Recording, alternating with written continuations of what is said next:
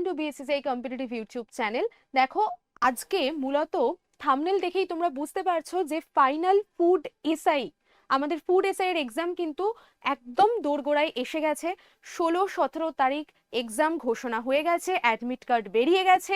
সেই টাইমে, সেই মোমেন্টে কিন্তু বিএসসিসিআই কম্পিটিটিভের তরফ থেকে তোমাদের জন্য আয়োজন করা হয়েছিল মক টেস্টের, যেখানে টোটাল জিএস পেপার থেকে 50টা প্রশ্ন এবং ম্যাথস থেকেও তোমাদের কাছে কিন্তু প্রশ্নের সম্ভার নিয়ে হাজির হয়েছিল বিএসসিসিআই, যেখানে মক টেস্টের আয়োজন করা হয়েছিল দুটো পার্টে। আর সেই পার্টগুলোর আলোচনা নিয়ে আমরা চলে এসেছি। সেই পার্টগুলোর ডেসক্রিপটিভ ওয়েতে আলোচনা হবে। শুধুমাত্র উত্তর জানানোটা আমাদের কর্তব্য নয়, উত্তরের পাশাপাশি যে অপশনগুলো রয়েছে বা সেই উত্তর রিলেটেড আরো যা যা ইনফরমেশন রয়েছে, এই সমস্ত কিছু টোটাল প্যাকেজ বলতে পারো তোমাদের সামনে কিন্তু এই একটা ভিডিওর মধ্যে দিয়ে চলে আসবে। বোঝা গেল? তো এরকম ভাবেই ফুড এসআই সাজেস্টিভ মক টেস্টের টোটাল একটা আলোচনা কিন্তু আজকে শুরু হবে তোমাদের জন্য। তারই প্রথম যে প্রশ্নটি সেটি চলো দেখে নিই।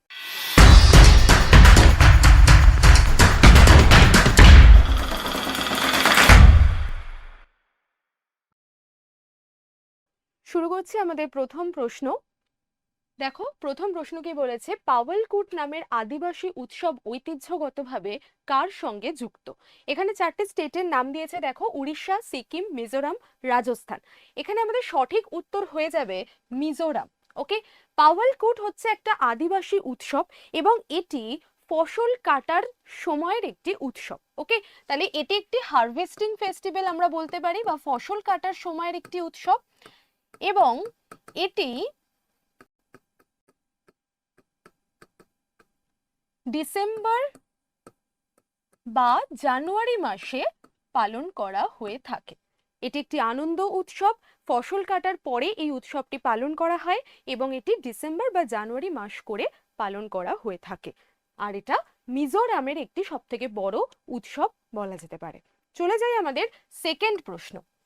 সেকেন্ডে কি বলেছে, দেখো, নিম্নলিখিত কোন রাজ্যের সাথে মাদাই নামের আদিবাসী উৎসব ঐতিহ্যগতভাবে জড়িত? আরেকটি উৎসবের নাম দিয়েছে মাদাই। ওকে, এটা কোথাকার উৎসব সেটা আমাদের প্রশ্ন দিয়েছে। নাম্বার 1-এ রয়েছে ত্রিপুরা, নাম্বার 2 ছত্তিশগড়, নাম্বার 3 তামিলনাড়ু, নাকি নাম্বার 4 হিমাচল প্রদেশ? এখানে আমাদের সঠিক উত্তর হয়ে যাবে ছত্তিশগড়। ছত্তিশগড়ের একটি আদিবাসী সম্প্রদায়ের উৎসব বলতে পারো হচ্ছে এই মাদাই। ওকে, তাহলে মাদাই বেসিক্যালি যে দেবীর উপাসনা করা হয় এখানে, তার নাম হলো দন্তেশ্বরী দেবী। এই দন্তেশ্বরী দেবীর আরাধনার সঙ্গে সঙ্গে কি হয়, এখানে আরো যে সমস্ত লোকাল দেবদেবীরা রয়েছেন এবং সেখানকার যে গ্রামের সাধারণ মানুষরা সকলে মিলে জড়িত হয়ে একসঙ্গে মিলিত হয়ে কিন্তু সমস্ত দেবদেবীর আরাধনা একসঙ্গে করে থাকেন। কিন্তু মেন যার পুজো হয় সেটি হলো দন্তেশ্বরী দেবী। তো এইভাবেই কিন্তু এই উৎসবটি পালন করা হয় এবং এখানে নৃত্য পরিবেশনও করা হয়ে থাকে। তাহলে ছত্তিশগড়ের এটা একটা খুব মেজর উৎসব বলতে পারো, যেখানে নৃত্য পরিবেশনের সঙ্গে সঙ্গে মুখোশধারী নৃত্য পরিবেশিত হয়ে থাকে, তার সঙ্গে দন্তেশ্বরী দেবীর আরাধনা করা হয়। হলো, চলে যাই আমাদের 3 নম্বর প্রশ্ন। 3 নম্বর প্রশ্ন দেখো কি বলেছে, মাধুরী দীক্ষিত কোন ভারতীয় নৃত্য শৈলীর সঙ্গে সম্পর্কিত? এটি একটি ডান্স রিলেটেড স্ট্র্যাটেজিকের প্রশ্ন। ভরতনাট্যম, নাকি কুচিপুড়ি, কত্থক, নাকি কথাকলি? ওকে, তো এখানে আমাদের সঠিক উত্তর হয়ে যাবে কত্থক। কত্থক আমরা জানি একটি আমাদের ক্লাসিক্যাল ডান্সের মধ্যে পড়ছে, আর এটি উত্তর ভারতের, বেসিক্যালি বলতে পারো উত্তর প্রদেশের একটি খুব গুরুত্বপূর্ণ ক্লাসিক্যাল ডান্স। ওকে, উত্তর ভারত, সমগ্র উত্তর ভারতেই কত্থকের চর্চা হয়ে থাকে, কিন্তু বেসিক্যালি যে স্টেট থেকে এই নাচটা বিলং করছে তার নাম হলো উত্তরপ্রদেশ। তাহলে কত্থক উত্তরপ্রদেশের একটি নৃত্যশৈলী, ক্লাসিক্যাল ডান্স, এবং এর সঙ্গে মাধুরী দীক্ষিতের নাম জড়িত। ওকে, আরেকটা বিষয় যেটা এখানে মাথায় রাখতে হবে, যে কত্থকের সঙ্গে আর যে সমস্ত নৃত্যশিল্পীরা জড়িত, বিখ্যাত বিখ্যাত নৃত্যশিল্পীর কিছু নাম আমি বলে দিচ্ছি। দেখো, নাম্বার 1-এ রয়েছে বিরজু মহারাজ,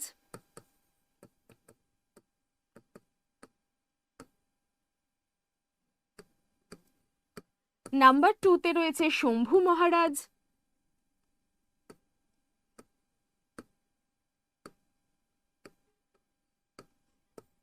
জানকী প্রসাদ,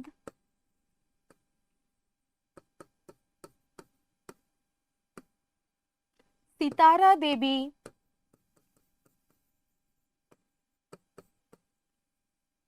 এনারা হচ্ছেন বিখ্যাত সব নৃত্যশিল্পী। এছাড়াও আরো অনেকে রয়েছেন, আমি এটসেট্রা লিখে দিচ্ছি। এছাড়াও আরো অনেকেই রয়েছেন, কিন্তু এনাদের দিয়ে কিন্তু খুব বেশি প্রশ্নে আসে আমাদের। এরকম কারোর একজন নাম দিয়ে দিল যে বীরজু মহারাজ কোন নৃত্যশৈলীর সঙ্গে সম্পর্কিত, এরকম টাইপের প্রশ্নই কিন্তু দিয়ে থাকে। তো নামগুলো বিখ্যাত নৃত্যশিল্পীদের একটু আমাদের মাথায় রাখতে হবে যখন আমরা কোনো নাচের সম্পর্কে, সেটা কুচিপুড়ি হতে পারে, ভরতনাট্যম হতে পারে, কথাকলি হতে পারে, যে কোনো নাচ সম্পর্কে আমাদের একটুখানি মাথায় নিয়ে রাখতে হবে এগুলো। চলে যাই আমাদের পরের প্রশ্ন।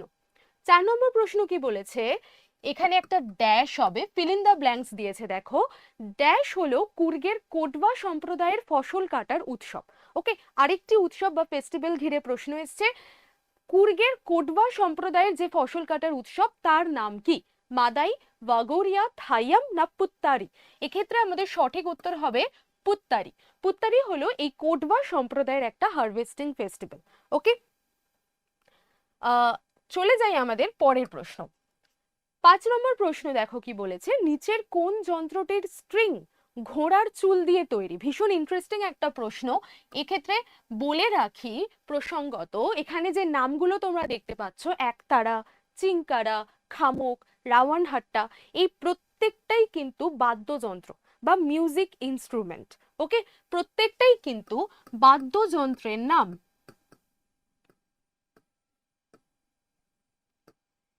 এবং এই যে বাদ্যযন্ত্রটির কথা এখানে উত্তরে জানতে চেয়েছে, সেই বাদ্যযন্ত্রটির স্পেশালিটি কি? কারণ এটি ঘোড়ার চুল দিয়ে তৈরি, মানে ওখানে যে তারগুলো থাকে সেই তারের মধ্যে 3টে তার থাকে। ডিটেলে আসছি, উত্তরটা আগে আমরা জেনে নিই। এখানে আমাদের সঠিক উত্তর হবে চিঙ্কারা। বোঝা গেল? তো এই চিঙ্কারা যে বাদ্যযন্ত্রটি, এখানে টোটাল 3টে স্ট্রিং থাকে। ওকে, যার মধ্যে 2টো স্ট্রিং আমাদের এই ঘোড়ার চুল দিয়ে তৈরি, আর একটি স্ট্রিং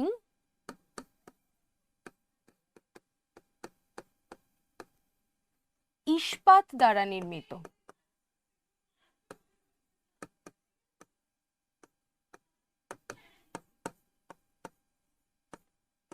বোঝা গেল?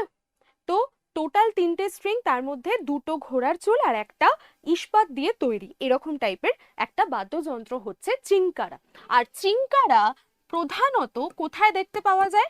রাজস্থান আর মধ্যপ্রদেশ।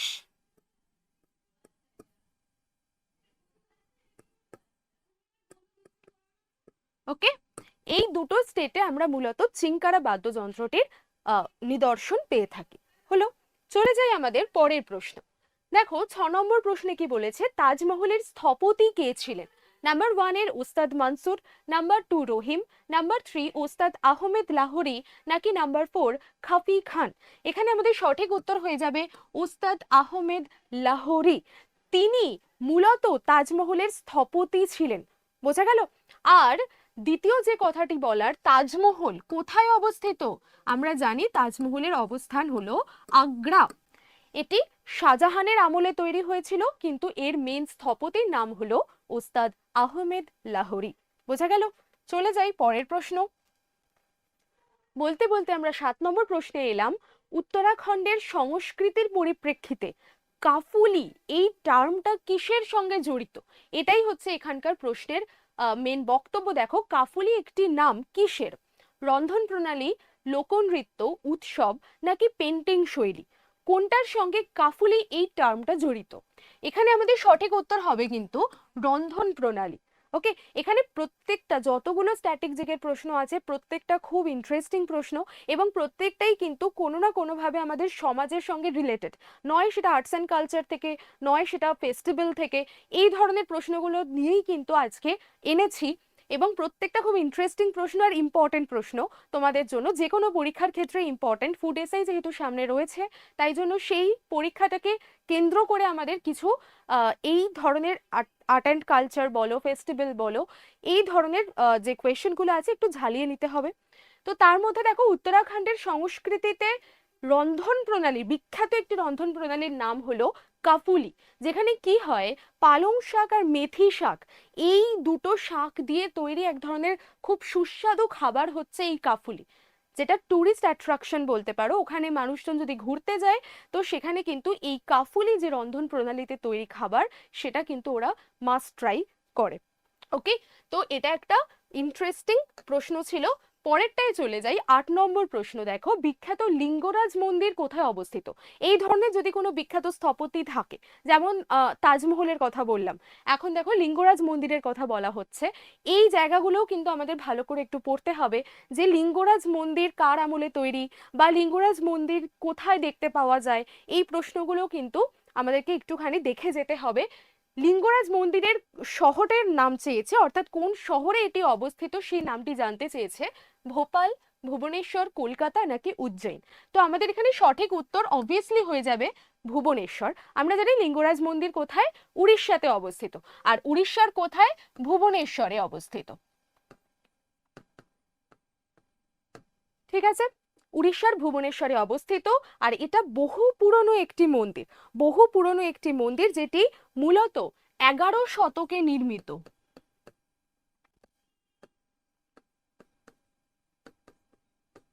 আর একটা এক্সট্রা ইনফরমেশন দিয়ে রাখি, সেটি হচ্ছে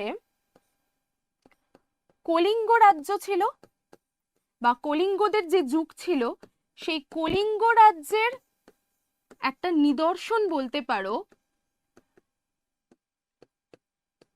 এই লিঙ্গরাজ টেম্পল। কেন? তার বিশেষত্ব হলো, এখানে যে টেম্পলটা রয়েছে না, এই টেম্পলের যে মার্বেল গুলো রয়েছে, বা টেম্পলের যে মেন স্ট্রাকচারটা হয়েছে, সেটা পুরোটাই লাল পাথরে তৈরি করা, লাল পাথরে নির্মিত, যেটা কলিঙ্গ সাম্রাজ্যের একটা ঐতিহ্য বলা যেতে পারে। বোঝা গেল? তো এই হচ্ছে টোটাল একটা হিস্ট্রি তোমাদের সামনে আনলাম। চলে যাই আমাদের পরের প্রশ্ন। দেখো কি বলেছে 9 নম্বর প্রশ্নে, নিচের কোন বাগানের সাথে নেকচাঁদ সাইনির নাম জড়িত? নেকচাঁদ সাইনিকে, তিনি হচ্ছেন একজন অফিসার, অফিসার নেকচাঁদ সাইনি।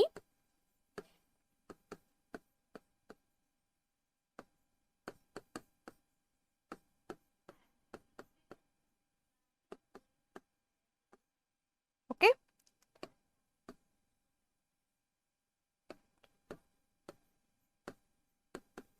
তিনি নির্মাণ করেছিলেন কি, কোনটা?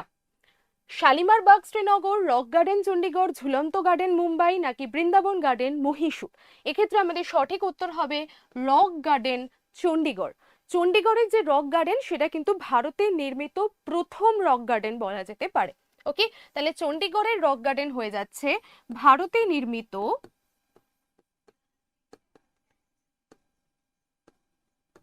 প্রথম রক গার্ডেন। আর এটা তৈরি কবে হয়েছিল? তৈরি হয়েছিল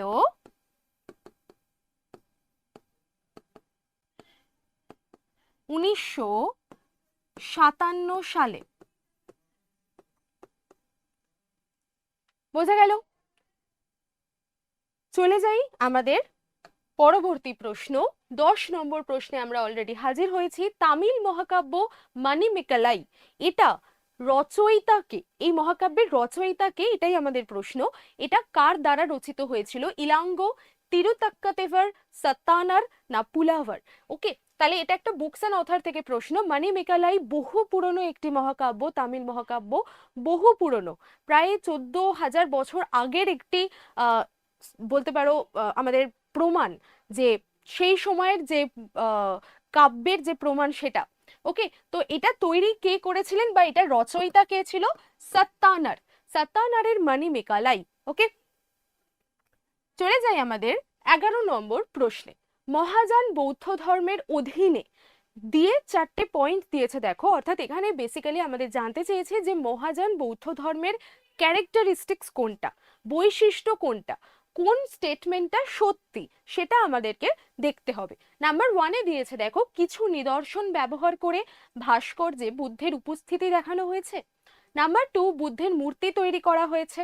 নাম্বার 3, বোধিসত্ত্বদের গ্রহণ করা হয়নি কারণ তারা এখনো জ্ঞান লাভ করতে পারেনি। আর নাম্বার 4-এ রয়েছে মথুরা আর তক্ষশিলা ভাস্কর্যের কেন্দ্র হিসেবে হ্রাস পায়। তো এখানে আমাদের সঠিক স্টেটমেন্ট হয়ে যাবে বুদ্ধের মূর্তি তৈরি করা হয়েছে। তাহলে মহাযান বৌদ্ধ ধর্মের যে সমস্ত মানুষজনরা ছিলেন, যারা মহাযানকে বিশ্বাস করতেন, বৌদ্ধ ধর্ম তো পরবর্তীকালে ভেঙে অনেকগুলো ভাগে ভাগ হয়ে গিয়েছিল, তো তার মধ্যে একটি ভাগ হচ্ছে এই মহাযান। তো এই মহাযান বৌদ্ধ ধর্মে বিশ্বাসী মানুষেরাই কিন্তু প্রথম বুদ্ধদেবের একটি মূর্তি তৈরি করেছিলেন এবং সেই মূর্তিকে আরাধনা করতেন। ওকে, তো বুদ্ধের মূর্তি তৈরি করা হয়েছে এই মহাযান বৌদ্ধ ধর্মের অধীনে। বোঝা গেল? চলে যাই আমাদের পরবর্তী প্রশ্ন। দেখো, আগেরটা ছিল আমাদের বৌদ্ধ ধর্মকে নিয়ে প্রশ্ন, এবং বৌদ্ধ ধর্মের সঙ্গে সঙ্গেই রিলেটেড আরেকটি প্রশ্ন হলো জৈন ধর্মকে নিয়ে। কি বলেছে? জৈন ধর্মে তীর্থঙ্করের সংখ্যা কজন? কজন টোটাল তীর্থঙ্কর এসেছিলেন? ওকে, 21, 22, 23, 24। সবার প্রথমে বলে রাখি, সর্বশেষ এবং 24 নম্বর তীর্থঙ্কর হলেন মহাবীর, যিনি কিন্তু এই ধর্মটিকে ফ্লারিশ করেছিলেন বা এই ধর্মটিকে একটা বলতে পারো বিশ্বের কাছে এনেছিলেন। ওকে, তো সেই 24 নম্বর এবং সর্বশেষ তীর্থঙ্কর হলেন মহাবীর। তাহলে আমরা এখানে সঠিক উত্তর পেয়েই গেলাম যে আমাদের তীর্থঙ্করের টোটাল সংখ্যা হয়ে যাচ্ছে 24টা।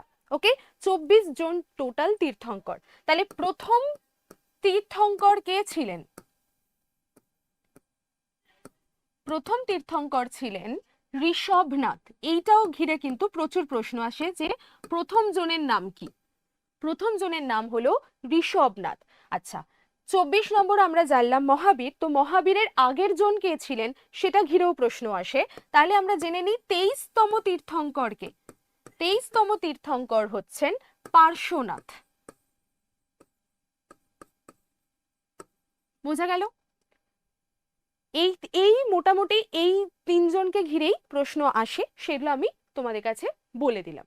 চলে যাই আমাদের পরবর্তী প্রশ্ন। পরবর্তী দেখো একটা প্রশ্ন যেটা বুকস অ্যান্ড অথার থেকে এসেছে, দিল্লি ইজ নট ফার। এই বইটির কোন লেখকের লেখা বা এই বইটির রচয়িতা কে?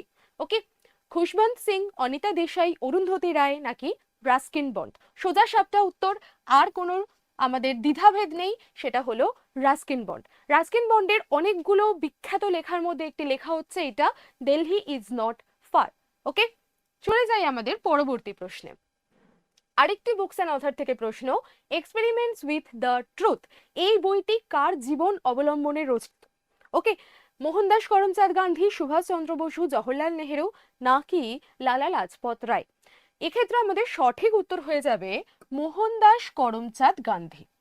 প্রসঙ্গত বলে রাখি, এই গান্ধীর এই বইটি এক্সপেরিমেন্টস উইথ ট্রুথ, এটি একটি অটোবায়োগ্রাফি।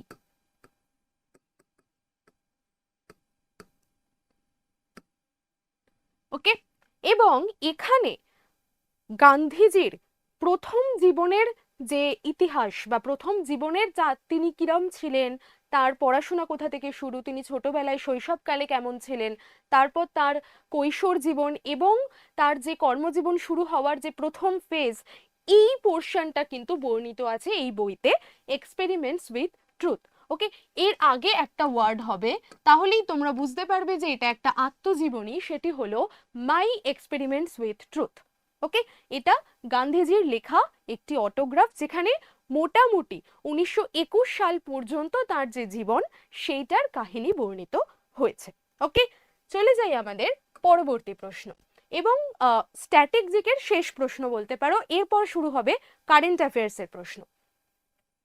স্ট্যাটিক জিকের তরফ থেকে শেষ প্রশ্ন দেখো কি বলেছে, সিমলিপাল প্রধানত কোন বন্যপ্রাণী সংরক্ষণের জন্য বিখ্যাত? অপশন 1 হাতি, অপশন 2 হরিণ, অপশন সি তে দেখো বা 3 তে ভাল্লুক এবং অপশন ডি তে রয়েছে তেন্ডুয়া। তো আমরা জানি সিমলিপাল কোথাকার বন্যপ্রাণী সংরক্ষণ, অবভিয়াসলি উড়িষ্যার, এটা উড়িষ্যায় অবস্থিত।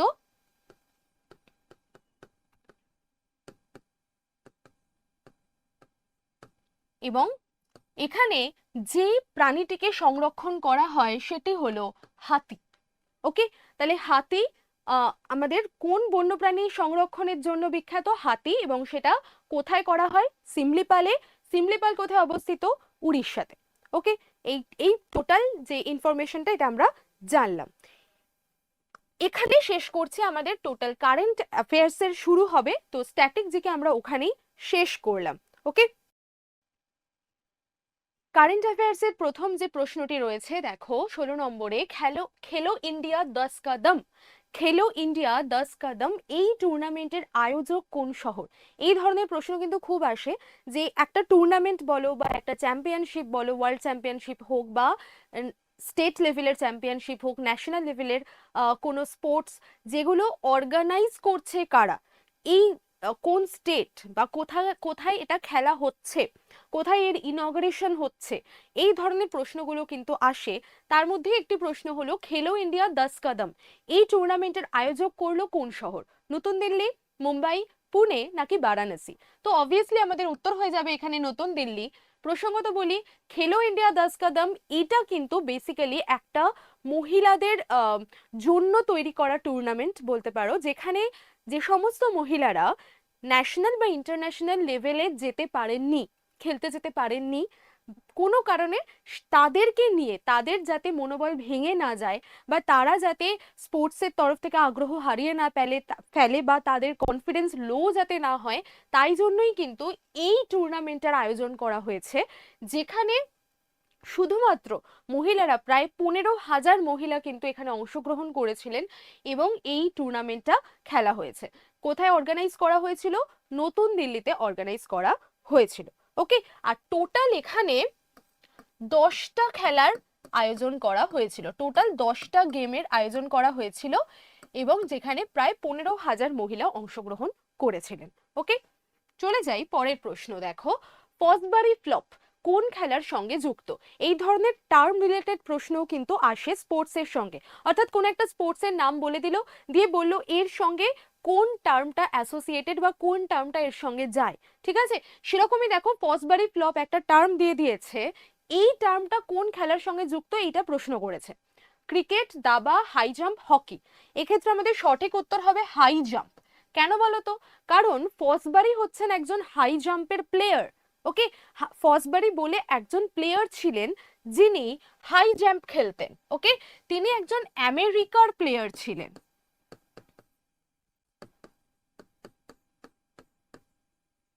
বোঝা গেল?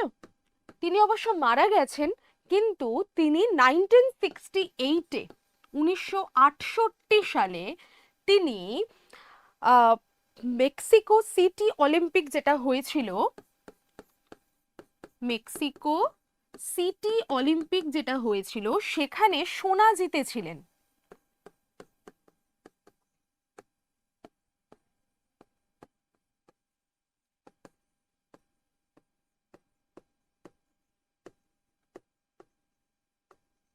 এবং সেই সময় সোনা জেতার পরে তিনি একটা অদ্ভুত স্টান্ট দিয়েছিলেন বা এক ধরনের অ্যাক্টিভিটি করেছিলেন, যেটাই কিনা ফসবারি ফ্লপ নামে বিখ্যাত হয়ে গেছে এবং সেটা হাই জাম্পের সঙ্গে জড়িত হয়ে গেছে অবভিয়াসলি। তো এটাই হচ্ছে টোটাল গল্প। তিনি 1968-এ মেক্সিকো সিটি অলিম্পিকে সোনা জিতেছিলেন। ওকে, চলে যাই নেক্সট প্রশ্ন। দেখো 18 নম্বর প্রশ্ন, রিদম সাংওয়ান তিনি কোন খেলার সঙ্গে জড়িত? ওকে, কুস্তি, ক্রিকেট, শুটিং নাকি হকি? ওকে, এখানে আমাদের সঠিক উত্তর হয়ে যাবে শুটিং।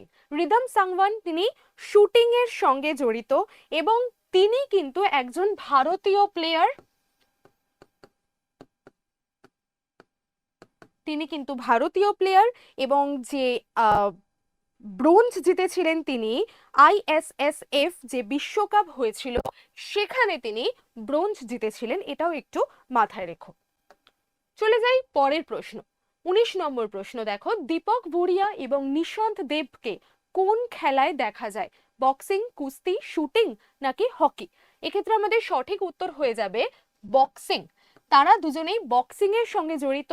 দীপক ভরিয়া এবং নিশান্ত দেব, তারা তাসখন্দে যে বিশ্ব চ্যাম্পিয়নশিপ হয়েছিল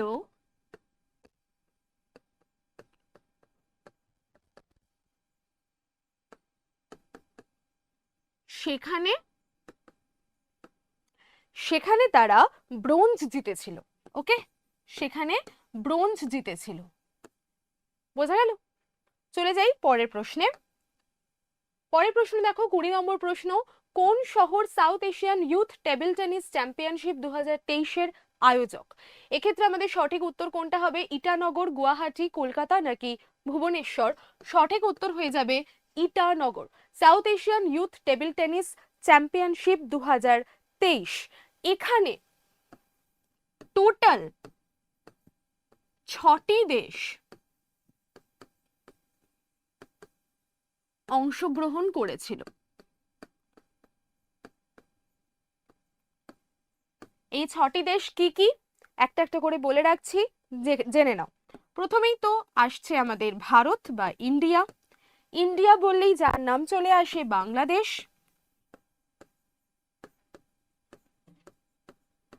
বাংলাদেশের পরে আসছে আমাদের ভুটান। ভুটান বললে আরেকটা দেশের নাম চলে আসে নেপাল। আরেকটা আমরা যদি নিচের দিকে যাই তাহলে কে আসছে? শ্রীলঙ্কা। এবং আরেকটি বহু চর্চিত দেশ যেটি, সেটি হলো মালদ্বীপ। ওকে, তো এই হলো টোটাল 6টা দেশ যারা কিন্তু এই south Asian youth table tennis চ্যাম্পিয়নশিপে অংশগ্রহণ করেছিল। বোঝা গেল? চলে যাই আমাদের পরবর্তী প্রশ্ন।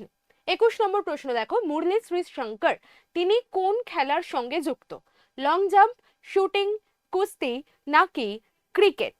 ওকে, এখানে আমাদের সঠিক উত্তর হবে লং জাম্প। মুরলী শ্রীশঙ্কর লং জাম্পের সঙ্গে জড়িত। হলো। 22 নম্বর প্রশ্ন দেখো, কোন দেশ তার প্রথম মহিলা জুনিয়র হকি এশিয়া কাপ শিরোপা জিতেছেন?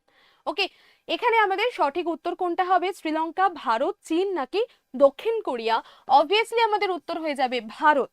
ওকে, আরেকটা ইম্পর্টেন্ট ব্যাপার, ভারত তো এখানে উইনার হয়েছে। বোঝা গেল? দক্ষিণ কোরিয়া কেন এসেছে বলো তো অপশনে? কারণ খুব ভুল হয়ে যাওয়ার চান্স থাকে, কারণ দক্ষিণ কোরিয়া টোটাল কিন্তু 4বার উইনার হয়েছে এই খেলায়, কিন্তু 2023-এ উইনার হয়ে গেছে কে? ভারত। বোঝা গেল? তো সেই কারণে ভারত কিন্তু এই ক্ষেত্রে খুব শিরোনামে আছে।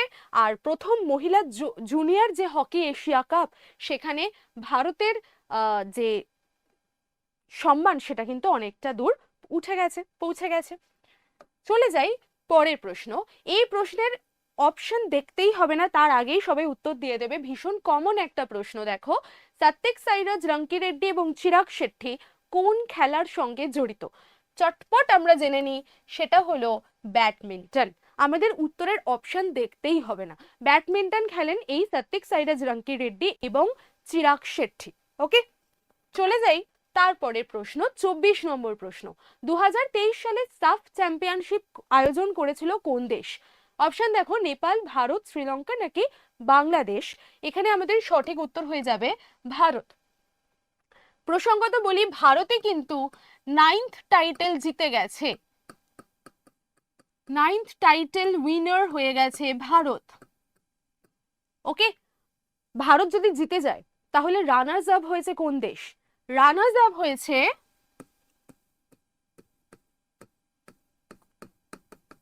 কুয়েত।